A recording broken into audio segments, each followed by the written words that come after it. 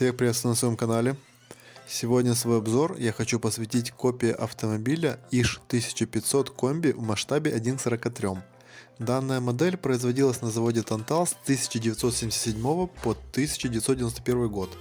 Далее до самого конца производства в 2012 году ИЖ производился на заводах Агат, Инкотекс и Массар. Реальный автомобиль ИЖ-2125 комби – первый советский и позже российский автомобиль с кузовом типа лифтбэк, выпускавшийся с 1973 по 1997 год на Ижевском автомобильном заводе на базе легкового автомобиля Москвич-412. Комби с самого начала своего выпуска завоевал признание дачников и автотуристов за счет доступности, повышенной грузоподъемности, практичности и вместительности. Масштабная модель ИЖ 1500 комби сделана полностью из металла, но в более поздние периоды пластиковым могло быть днище. Отличительной особенностью модели было то, что у нее открывались передние двери и задняя дверь багажника. В самом багажном отсеке пол был поднимающимся, что придавало модели дополнительную ценность в глазах коллекционеров, так как такого в других саратовских моделях не было. Немного портит модель отсутствие дверных рамок на открывающихся дверях. Подобные двери без рамок также установлены на Москвич пикап. Модели был присвоен каталожный номер А12. ИЖ комби – одна из немногих саратовских моделей серии Москвич, которая за весь период производства практически не менялась. Основным изменениям подвергалось днище и пластик салона. Самые ранние модели комплектуются серебристыми днищами, с внутренней части которых используется пластиковая пластина для крепления и амортизации осей колес.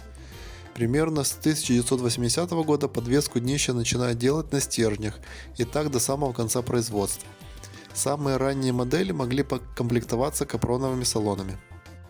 В период 1982-1983 года на днище ИЖ комби появляется надпись Made in USSR, а в 1986-1987 году с днища пропадает каталожный номер А12.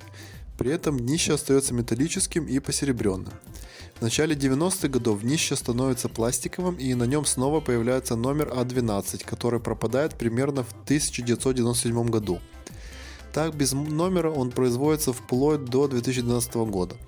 Также встречается эта модель с пластиковым днищем, на котором надписи нанесены вверх ногами. Цвет салона, кроме белого, может быть и других цветов, например коричневого или серого. Модели позднего периода выпускались со светлым хромированием, который был более низкого качества, чем на ранних ИЖ комби. Цвет салона в основном черный. Также кроме стандартных моделей выпускаются разнообразные модели спецавтомобилей. Если более детально рассматривать модель, то на крышке багажника можно заметить, кроме надписи ИЖ 1500, через точку какую-то цифру. Скорее всего, это номер пресс-форм, на которых изготавливались корпуса. Можно сделать предположение, что чем меньше цифра номера пресс-формы, тем раньше сделана эта модель. Коробок на эту модель индивидуальных не было, и упаковывалась она в стандартные от Москвич, некоторые из которых на сегодняшний день стоят дороже самой модели, особенно если это олимпийская коробка. Моя модель, судя по перечисленным особенностям, относится скорее всего к более раннему периоду производства, потому что на днище нет надписи Made in USSR, и для амортизации колес используется пластиковая пластина. Цена на ИЖ комби сегодня стартует от $20 за модель без коробки. Далее цена может расти в зависимости от цвета модели, от различных памятных надписей и наклеек. Особенно ценятся олимпийские модели, за которыми нередко готовы заплатить $150-200. Модель нельзя назвать особенно редкой, но из-за своей необычной конструкции она пользуется популярностью у коллекционеров, особенно если выпущена еще в советский период. Всем спасибо за просмотр этого видеообзора.